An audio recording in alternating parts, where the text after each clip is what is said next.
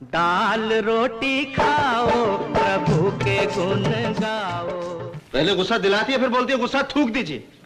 एक दाल रोटी खाने वाले को हलवा पूरी भेजने की क्या जरूरत थी? रूठा है तो मना लेंगे, बिगड़ा है तो बना लेंगे। 2 नवंबर 1973 को रिलीज हुई थी ड्रामा फैमिली से भरी फिल्म जवार भाटा। फिल्म की मेन कास्ट में धर्मेंद्र, सायरा बानू, सुजीत कुमार, जीवन नजीर हुसैन और राजेंद्र नाथ वगैरह नजर आए थे। लेकिन फिल्म जवार भाटा बॉक्स ऑफिस पर कुछ खास कमाल नहीं दिखा पाई और फ्लॉप रही। जबकि इस साल धर्मेंद्र कुल मिलाकर 10 फिल्मों में नजर आए थे, जिनमें से 4 फिल्में जुगनू, यादों की बारात, कहानी किस्मत की और लोफर साल की टॉप 10 कमाऊ फिल्मों में भी थी। जुगनू तो ऋषि कपूर, डिम्पल कपाड़िया की डेब्यू फिल्म बॉबी के बाद साल की दूसरे नंबर की सबसे ज्यादा कमाई करने वाली फिल्म भी रही थी। हिंदी सिनेमा में तमाम कालजयी फिल्में बनाने वाले डायरेक्टर ऐसे भी रहे हैं जो ओरिजिनली तौर पर तमिल, तेलुगु, मलयालम या दूसरी साउथ भारतीय लैंग्वेज में फिल्में बनाकर खूब नाम कमाया है। अब इनमें एक ऐसा ही नाम थे डायरेक्टर अदुरथी सुब्बा राव, जिनकी हिंदी सिनेमा में एंट्री सुनील दत्त और नूतन की 1967 में आई सुपरहिट फिल्म मिलन से हुई थी। जिसके बाद सुब्बा राव ने 1969 में मन का मीत बनाई, जो कि विनोद खन्ना और सुनील दत्त के भाई सोमदत्त की डेब्यू फिल्म भी थी। फिल्म जवार भाटा तक आते आते सुब्बा राव ने हिंदी में राजेश खन्ना के साथ फिल्म डोली, महमूद के साथ मस्ताना, धर्मेंद्र, विनोद खन्ना के साथ रखवाला और रणधीर कपूर, बबीता के साथ फिल्म जीत बना ली थी। जीत दरअसल सुब्बा राव की ही 1967 में आई तेलुगु फिल्म पुला रंगाड़ू का रीमेक थी और सुब्बा राव इसके प्रोड्यूसर भी थे। वैसे इसका तमिल रीमेक भी बना था, जिसे एम जी रामचंद्रन और जयललिता के साथ बनाकर उन्होंने साउथ सिनेमा की एक नई कहानी को जन्म दे दिया था। वैसे फिल्म जवार भाटा भी सुब्बा राव की ही 1964 में आई एक तेलुगु फिल्म दुगाड़ू मुथालू का रीमेक थी और जवार भाटा बनाने से पहले इसका तमिल में भी रीमेक बनाया गया था। हालांकि दुगाड़ू मुथाड़ू भी खुद 1936 में आई एक American film mister Deeds goes to town से इंस्पायर्ड थी। जवार भाटा से पहले धर्मेंद्र और सायरा बानू ने शादी, आई मिलन की बेला और आदमी और इंसान जैसी फिल्मों में साथ काम किया था। शादी में जहां धर्मेंद्र का रोल काफी कम था, वहीं आई मिलन की बेला और आदमी और इंसाफ लव ट्रायंगल पर आधारित फिल्में थी। लेकिन जवार भाटा में धर्मेंद्र और सायरा बानू के अलावा दूसरा कोई बड़ा हीरो व हीरोइन नहीं थे। बता दे जवार भाटा उस दौर की फिल्म है जब धर्मेंद्र शोहरत के मामले में नंबर 1 हीरो थे और सायरा का भी जमाना दीवाना था। हालांकि सायरा की 1966 में ट्रेजेडी किंग दिलीप कुमार से शादी हो गई थी, इसलिए इस बात ने सायरा बानू के करियर को काफी नुकसान पहुंचाया था। वैसे बुलंदियों पर रहते हुए सायरा बानू ने जिस तरह अपने से कहीं बड़े उम्र के सुपरस्टार दिलीप कुमार से शादी करके अपने करियर को ब्रेक लगाया, ठीक ऐसा ही कुछ बाद में डिम्पल कपाड़िया ने राजेश खन्ना से शादी करके किया था। हालांकि बाद में सायरा बानू की तरह ही डिम्पल ने भी वापसी की और दूसरी पारी में खूब नाम कमाया। इसके अलावा यहाँ एक दिलचस्प बात यह भी बताते चले कि यूसुफ खान ने जब दिलीप कुमार बनकर हिंदी सिनेमा के सागर में पहली डुबकी सन 1944 में लगाई थी, तब उनकी पहली फिल्म का नाम भी जवार भाटा ही था। हालांकि दोनों का टाइटल भले ही सेम था, मगर कहानी और स्टार कास्ट अलग थी, क्योंकि दोनों फिल्मों में करीबन 2 दशक का फर्क था। लेकिन फिर भी इन दोनों फिल्मों ने देखने वालों को अनोखा अनुभव दिया था। फिल्म जवार भाटा में धर्मेंद्र और सायरा बानू की शानदार केमिस्ट्री ने ऑडियंस को काफी अट्रैक्ट किया था। लेकिन एक बात यह भी थी कि धर्मेंद्र हमेशा से ही दिलीप कुमार के सबसे बड़े फैन थे, इसलिए शूटिंग के दौरान धर्मेंद्र सायरा बानू से ज्यादा दिलीप कुमार की कहानियां सुनने में दिलचस्पी लेते थे। और इससे भी मजेदार बात तो ये थी कि सायरा बानू कभी कभी सेट पर धर्मेंद्र की इस फैन बॉय वाली हरकतों पर खूब लोटपोट हो जाया करती थी। कहा जाता है कि धर्मेंद्र जब भी दिलीप कुमार से जुड़ी कोई बात सुनते तो उनकी आंखों में वही चमक आ जाती थी जो एक सच्चे चाहने वाले की आंखों में होती है। बस इस तरह जवार भाटा की शूटिंग न सिर्फ एक फिल्म की यात्रा थी, बल्कि इसमें दिलीप कुमार के सबसे बड़े फैन धर्मेंद्र और उनकी पत्नी सायरा बानू के बीच दिलचस्प बातचीत भी शामिल थी। जवार भाटा हिंदी सिनेमा के उस दौर की फिल्म थी जब अमीर होना गुनाह माना जाता था और गरीब होने पर से इंसान को सारे गुणों से परिपूर्ण मान लिया जाता था। दरअसल अमीरों को एक खास तौर के खलनायक के तौर पर दिखाने का हिंदी सिनेमा का ये खांचा जवार भाटा फिल्म में पूरे उफान पर था।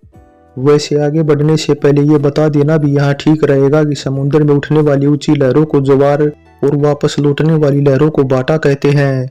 जिसे आजकल मुंबई के ज्यादातर लोग हाई टाइड और लो टाइड के नाम से पुकारते हैं, तो वैसे में जीवन के ज्वार और बाटे को दर्शाती फिल्म ज्वार बाटा में भी फिल्म का सबसे बड़ा खराब आदमी दिखाया गया उस सेठ को, जो एक गरीब औरत से शादी करने पर अपने बेटे को घर से निकाल देता है। दरअसल उस जमाने का सेठ निर्मम, फैक्ट्री के मजदूरों का खून चूसने वाला और सामाजिक मेल मिलाप का दुर्विरोधी हुआ करता था। इसलिए इसी अमीरी और गरीबी की रेखा में बटी है फिल्म ज्वार बाटा की कहानी। फिल्म ज्वार बाटा में संगीत दिया था लक्ष्मीकांत प्यारेलाल ने, वहीं गाने लिखने का काम किया था राजेंद्र कृष्ण ने, जिनके लिखे 5 गाने रखे गए थे ऑडियो एल्बम में। तुरुरुरु तुरुरुरु, तेरा मेरा प्यार शुरू। पीने की देर ना पिलाने की देर है, एक जरा सा। राजेंद्र कृष्ण ने न केवल ज्वार बाटा के गाने लिखे थे, बल्कि कहानी लिखने में भी सुब्बाराव की मदद की थी। वैसे पंजाबी पृष्ठभूमि से होने के चलते लोग उन्हें राजेंद्र कृष्ण पुकारते थे। जी हाँ, वही राजेंद्र कृष्ण जिनके लिखे हम प्यार में जलने वालों को प्यार में जलने वालों को चैन कहाँ। मैं अपने आप से घबरा गया हूँ, मैं अपने आप से घबरा गया हूँ। इस प्यार भरी दुनिया में कोई भी हमारा ना हुआ। इस भरी दुनिया में कोई भी हमारा। वो दिल कहाँ से लाऊं और ये जिंदगी उसी की है गाने लिखे थे। वो दिल कहाँ से लाऊं, जिंदगी उसी की है जो किसी का। राजेंद्र कृष्ण हिंदी सिनेमा के संगीत के स्वर्णिम युग के नायाब हीरे माने जाते थे। उनके पास शब्दों का विशाल भंडार और एहसासों का खजाना था। गुजरात के जलालपुर में 6 जून 1919 को जन्मे राजेंद्र कृष्ण ने गीत व कहानियां लिखने की कोई ट्रेनिंग नहीं ली थी, बल्कि वे मैट्रिक पास करके सरकारी नौकरी करने लगे थे।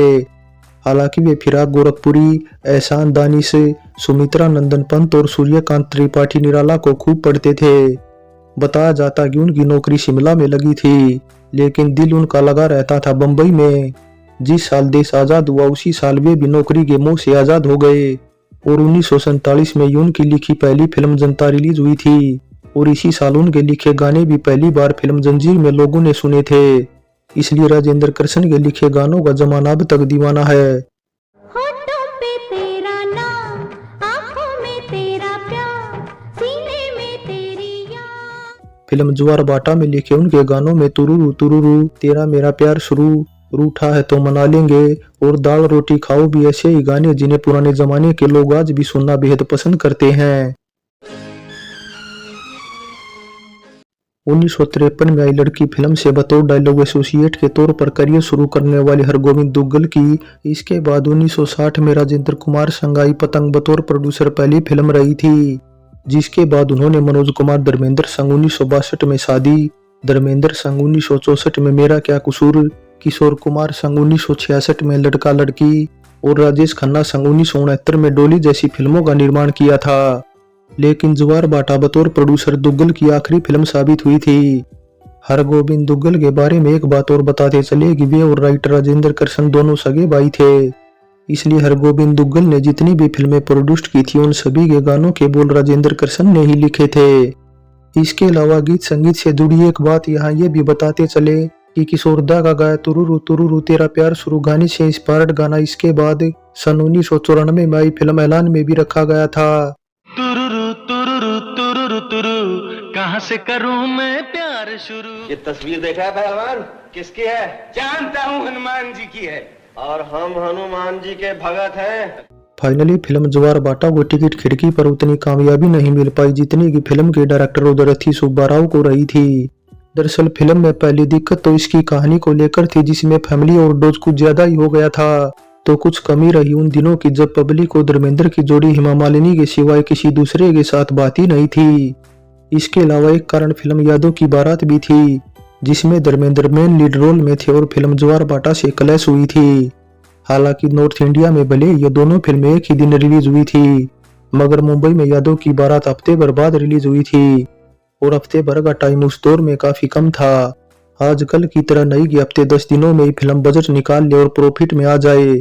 इसलिए मल्टीपल सितारों से सजी फिल्म यादों की बारात ने भी ज्वार बाटा को काफी नुकसान पहुंचाया था।